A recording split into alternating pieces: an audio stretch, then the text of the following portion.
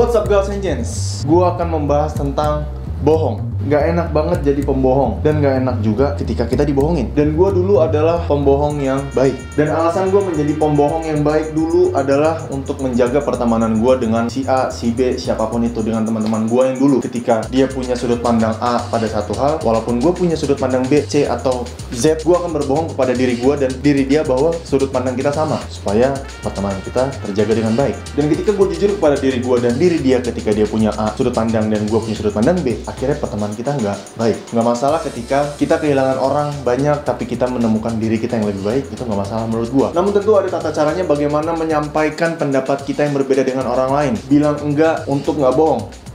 Gua taruh kaca di atas, baru banget gua publish kemarin, beberapa hari yang lalu. Gue menemukan 6 tanda orang-orang yang berbohong kepada gue. Semoga kalian nggak pakai ini untuk berbohong karena akan berhasil. Dan gue yakin ketika kalian menemukan 6 tanda ini di orang yang sedang berbicara kepada kalian, 75%-nya dia bohong. Dan 25% sisanya adalah orang-orang yang mahir dalam berbohong, jago dalam berbohong. Kita mulai dari tanda yang pertama.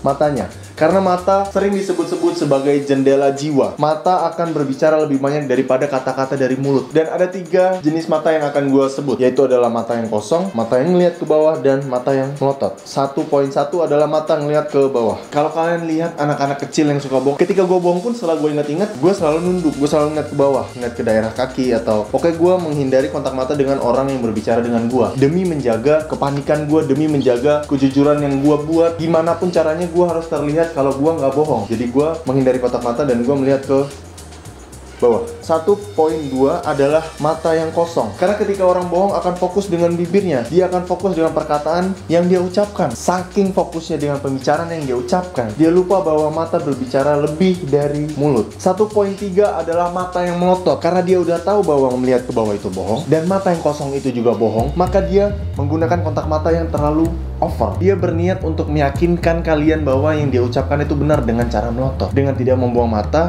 tidak mengurangi kontak mata, supaya kalian merasa bahwa oh oke, dia benar, dia nggak bohong. Dan ya oke deh. Supaya kalian yakin bahwa, bukan yakin sih, kalian lebih ketakut sebenarnya, makanya dia melotot supaya kalian merasa bahwa dia nggak bohong. Kalau dia pakai 3 mata ini, mengusap wajah, daerah wajah yang mau dia jidat, atau misalnya alis, samping mata, atau bagian mata, atau bagian hidung, pipi, bibir ditutup, atau misalnya gini-gini, atau dagu, segala macam gitu ya. Pokoknya bagian daerah wajah ketika berbohong itu akan ada saraf-saraf yang gatel, terutama bagian hidung sebenarnya, bagian hidung sini, bagian depan, dan bukan ngusap yang keras ya, bukan yang gimana gitu, bukan digaruk-garuk juga, cuma halus gitu. Atau yang ketiga adalah bibirnya yang kering. Karena gini, ketika dia berbohong, dia akan panik, dia akan gugup, dia akan grogi, dan itu membuat bibirnya kering. Jadi dia akan menjilat-jilat bibirnya supaya terlihat basah. Dia akan menjilat bibir bohongnya agar terlihat basah. Yang keempat adalah tangan yang bersembunyi, entah di kantong jaket, kantong celana, atau cuma di belakang badan, atau di bawah meja. Gimana pun lah, pokoknya dia menyembunyikan tangannya. Tangannya nggak terlihat, atau dia mungkin ngomong nggak pakai bahasa tangannya ya. Itu udah jelas dia menyembunyikan sesuatu. Yang kelima adalah mengulang pertanyaan. Misalnya kalian tanya apapun deh, apa kabar kamu hari ini? Atau makanan gua yang di meja makan di mana ya? Atau lu lihat cewek gua nggak sih? Apa kabar gua bro? Oh, kabar gua baik-baik aja hari ini, keren banget sih sebenarnya, gua habis beli ini helikopter sama kapal selam. Apa gua lihat makanan lo? Enggak, gua nggak lihat bro, tadi kayaknya kucing deh. Gua lihat cewek lo nggak ya? Enggak sih kayaknya, gua tadi nggak ada lihat deh. Kemana ya cewek lo ya?